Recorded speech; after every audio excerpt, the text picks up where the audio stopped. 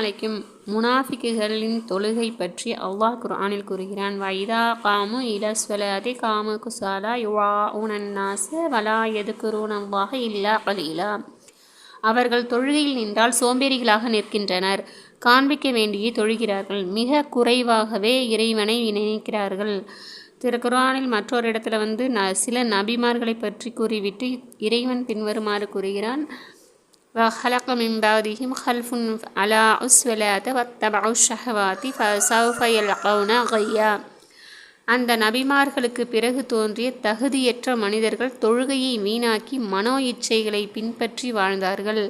அவர்கள் வெகு விரைவில் மறுமையில் நாசத்தையே சந்திப்பார்கள். இந்த ஆயத்தை கூறப்பட்ட கை என்ற வார்த்தைக்கு வழிகேடு என்பது பொருளாகும். அதாவது மறுமையில் ஏற்படும் அழிவும் நாசமும் இதன் கருத்தாகும். கை என்பது நரகத்தில் சீல் சலம் நிரம்பிய ஒரு பகுதியாகும். அதில் இத்தகையவர்கள் போடப்படுவார்கள் என்று சில முஃபஸ்ஸிரீன்கள் விளக்கம் எழுதியிருக்காங்க.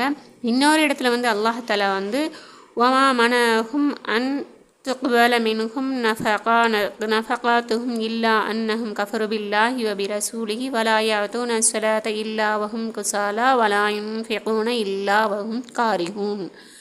அவர்களின் தான தர்மங்களை ஏற்கப்படாததற்கு காரணம் அவர்கள் அல்லாஹையும் ரசூலையும் நிராகரிப்பதும் சோம்பலுடன் தொழுகையை நிறைவேற்றுவதும் வெறுப்புடன் அல்லாஹ்வின் பாதையில் செலவு செய்வதுமே காரணமாக இருக்குது.